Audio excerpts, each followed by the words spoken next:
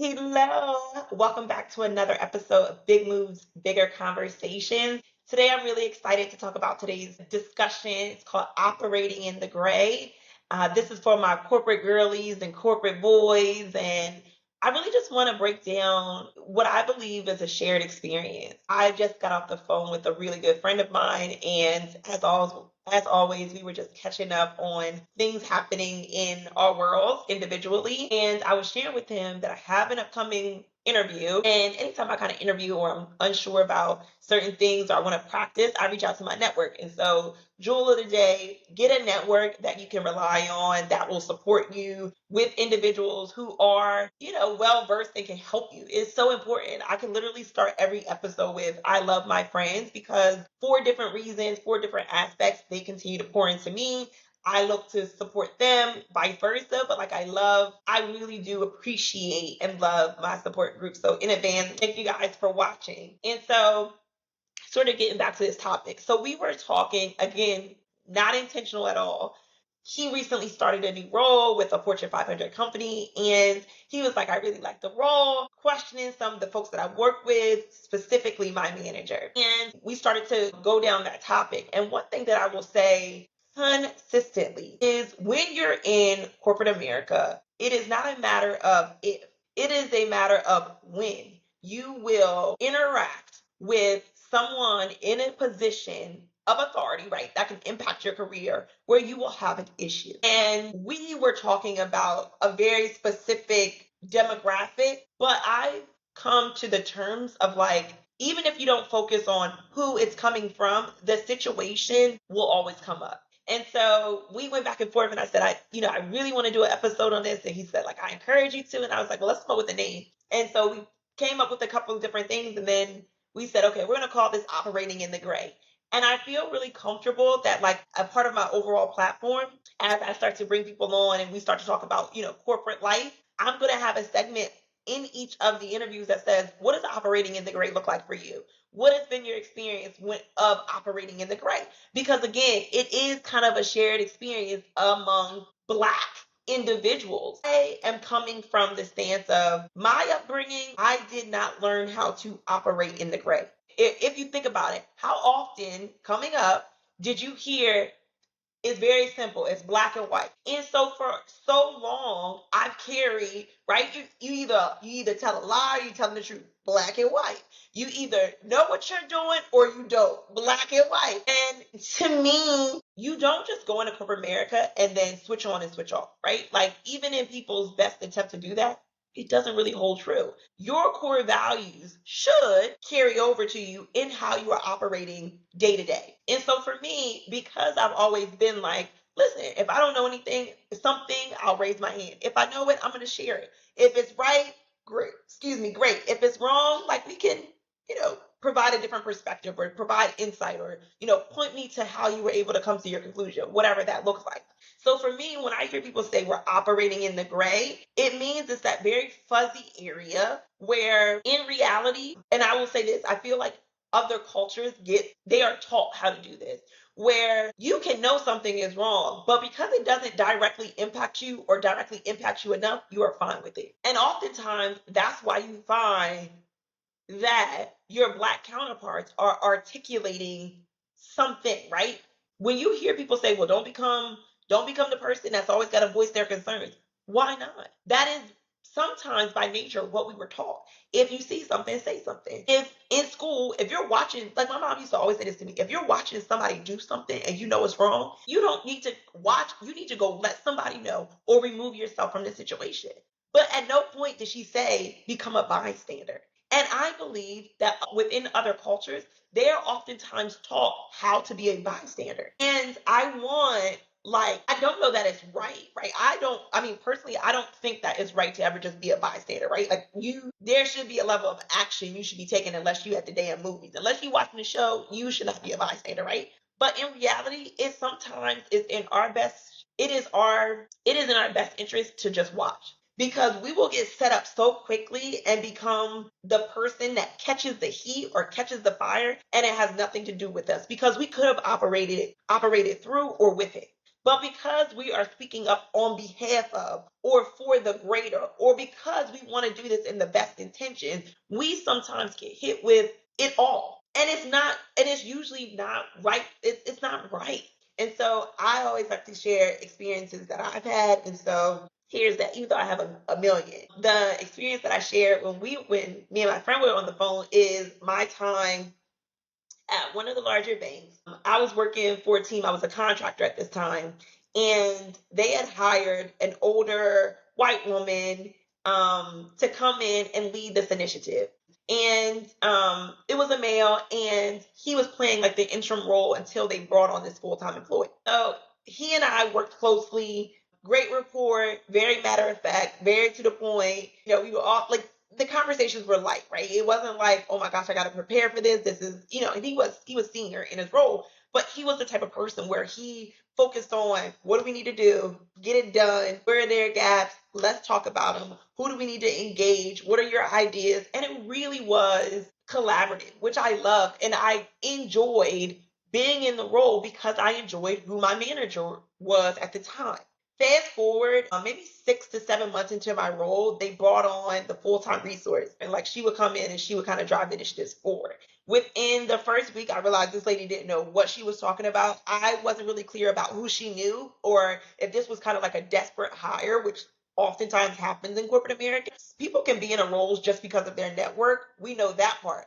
But we don't know that sometimes because of budgets, right, the perhaps groups, they don't want to lose the money, the budget associated with bringing on a new resource. And sometimes they're given, hey, this is fiscal year 26 budget. So if you don't hire them by X date, you lose the funding for that role. That oftentimes happened. Again, within the first week, you could kind of tell this lady was not well versed in what we were doing. The gossip meal started happening. And so it was myself and three other employees. The three other employees, they had been, one other girl was on contract and the other two were full-time employees. Would I call them the brightest cats in the bunch? No. And they were clearly looking for a leader. And Sasha, let's make Sasha the leader of, the spokesperson. Again, it happened naturally there because the folks that I work with, that wasn't their personality. So it was easy for me to kind of dominate in that sense of being the more vocal person, and sort of whatever I said, they kind of listened to. Again, that's their homework, that's not mine. So maybe at this point, 2 months into this lady being in this role, became really evident to me that this lady she didn't know what she was doing. And so instead of admitting that she didn't know what she was doing, she set up these one on ones. And in these one on ones, she was asking me, right? She came in very humbly and said, I want to get to know you. I want to know, if there's feedback or things that I should work on, like I want you to be able to call those things out. Like I'm really excited about being here and I just want us to use this room as a brainstorm, right? And I was open to it, right? I don't necessarily go into conversations or interactions thinking the worst of people. And even if I do, I'm still willing to give folks the benefit of the doubt. And so in this particular instance, there were two specific situations in which I came in and said, we had a meeting. The meeting didn't go well. It didn't go well because we didn't really walk away with tangible action items, right? There weren't things that we could walk away and say, she owns this, they own this, whatever. And then another meeting that we had that same week, we had the meeting. We were supposed to finalize something in the meeting and we hadn't had it. And so I go back to the group. We're all talking, we're chatting, very casual, and they're just like, "Yeah, she don't know what she's doing. Sasha, I felt like your ideas were better, or like we should have did that. And like I know we're doing that, but like we should loop in this person, which like another leader on another aspect of in the group." And they were like, "I feel like we need to pull him in because she don't know what she's doing, blah, blah, blah, blah, blah." Right? I go into my one-on-one, and again, with well intentioned, start to discuss where I think there was opportunity that we could have did things differently in the previous two meetings. And her response was she started explaining away the behavior, or like they were just excuses, right? There's really no other way to put it. She just had a lot of excuses. And so much so that I was just like, at that moment, I determined, girl, you're not really open to feedback. Because if you were open to feedback, your questions would be a better understanding of like, what would the group have liked to see, or what should I have done differently? Not telling me your thought process. Girl, we don't think you're bright anyway. We don't want to hear your thought process. And so I quickly realized that although the ask was out there, there was no intentionality behind her ask. And this happens a lot where someone will ask you something, you do said ask, and then they'll demonize the fact that you did it. And so again, I'm able to reflect now on the pivot and where things, sort of happen differently and all of those things. But at the time, I didn't know. So we had the meeting, we continued to meet, as a group individually, but in the individual meetings, I became more of a listener, right? I wanted to hear, instead of me coming in here and sharing with you on behalf of the team or my thoughts and da da da da da, just tell me what you need from me. Like that became my attitude because in reality, you weren't listening to the feedback that I had. And now I know you don't know what you're doing. So if we all gonna run in circles, let me run in too. You know what I mean? Like that was my mindset. Again, I was a contractor. So in the background, I was always trying to find another group because I knew this wasn't the group because I knew I didn't want to work with her. And then like just, buying time sort of. So fast forward, we're now in like it's probably like month 11 now she's there. We haven't really made any progress on the things we committed to. It's a whole bunch of meetings, but we're not really doing anything. I'm really clear on what my day to day looks like, so I'm not complaining. And when she does give me projects, like I'm quick to turn them over. So in this particular meeting, we're reviewing a deck that I put together, and she ends up saying, "Well, Sasha, this was really good. Thank you for doing this. There was something I wanted to talk to you about." So I said, "Okay, what is it?" And she's like, I notice in our discussions when you share your perspective and you sort of come over top with a given tone, others are not comfortable then sharing their perspective. And so I said, "Well, I wasn't in the room driving the meeting. You asked me what I thought. And I actually wasn't comfortable sharing because I knew it differed so much from the group or largely what you were discussing. So just so you know, when I'm sort of more observant in conversations, it's because I'm actively listening and I'm trying to gauge like, is this something that I need to lean into because this is like something that I want to drive? Or am I looking to be just someone that helps to move the needle?" And she said, "That's fair, but your energy, like as you're sharing, or when you're not speaking, it almost takes away from the energy in the room." And I said, "Well, I'm not cognizant that everyone's got their eyes on me, right? Like when we were meeting in these really intimate spaces, somebody's got to figure out a different way to manage that because that's not a me thing. I'm not doing anything, right? If it's just my presence, I don't know how to change that." Like that was my sound bite back to her. So we go back and forth. I made a comment around like if I was a white male, you wouldn't be saying this to me. You would be actually encouraging the others to. No, I said if I was a white male, this conversation would likely be different.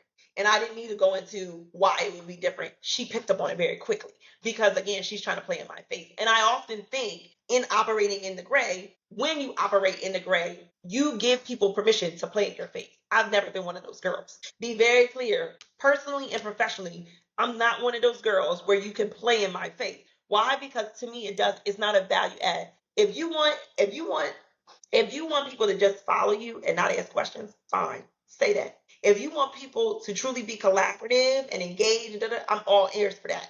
But you need to be clear about your intentions. That's not my job because I don't know who you are.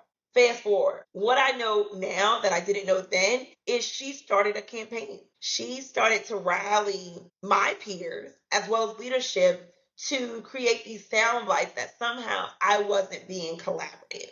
What I find so challenging about corporate America is that even if something isn't true, if you get enough people talking, it will become the narrative. I had a boss at job, a woman that I frankly grew to despise her, said, "Perception is reality, and you have to manage the perception, your perception, or their perception of you." And I thought, what a waste. What a waste that you think it is my responsibility to own how somebody else is receiving me, even when I'm not doing anything that leads to them creating this perception of me. I said, "Do you know how exhausting that is or could be for me to be mentally preparing myself to align to a perception or to a visual that this person has? When we know as people, your perception is based on your experience."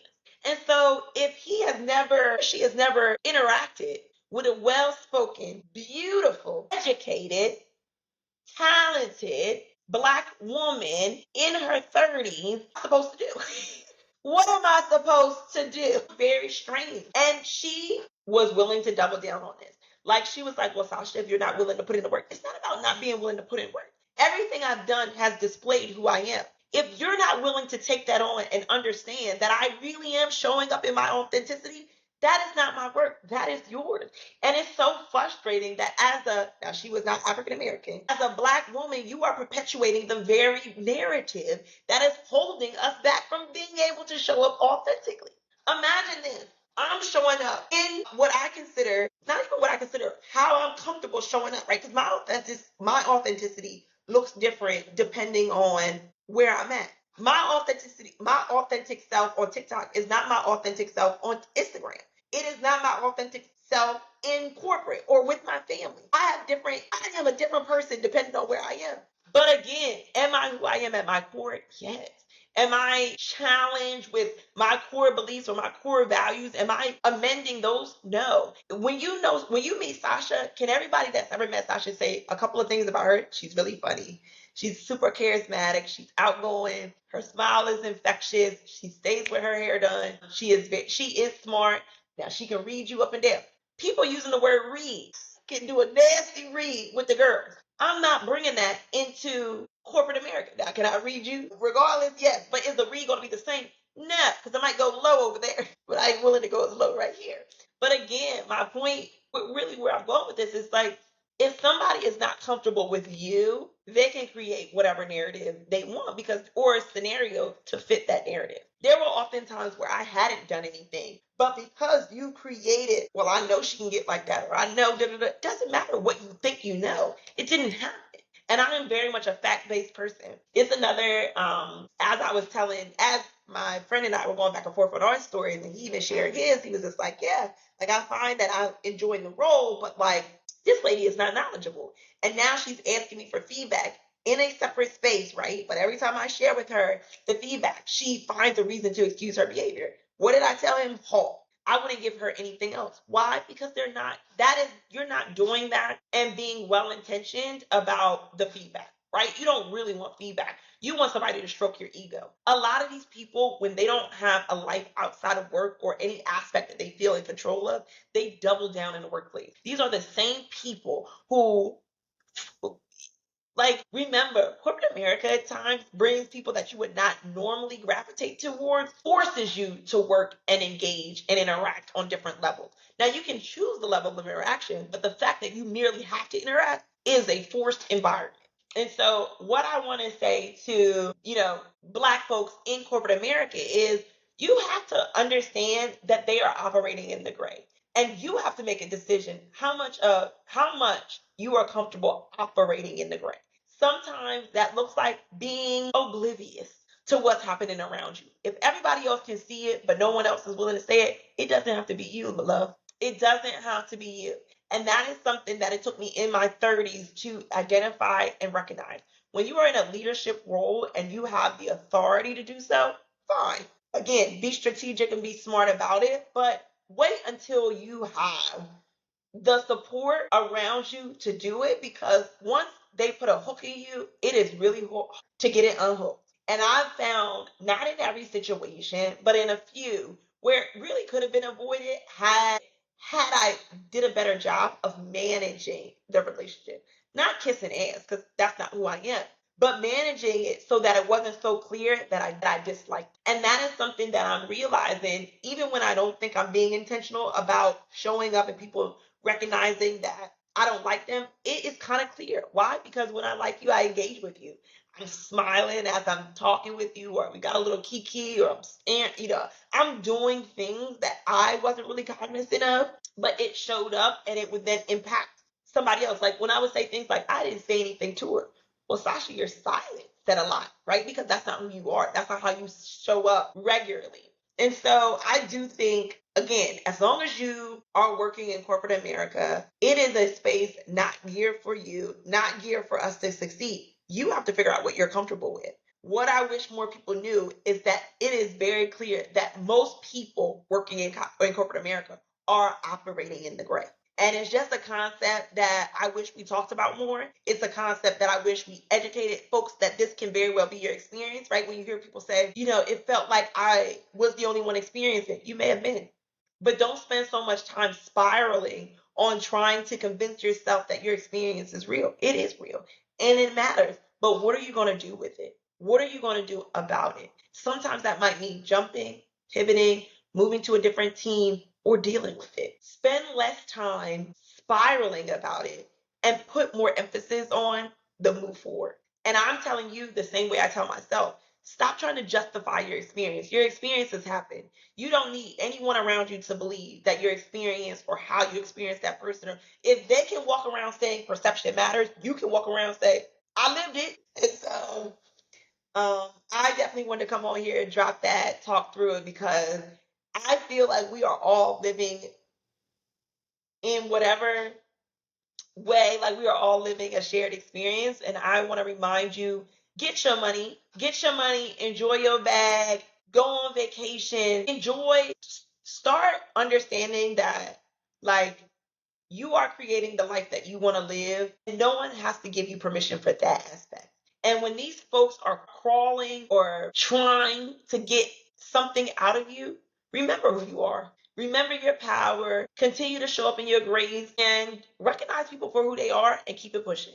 Until next time, this has been another amazing episode. And as always, talk soon.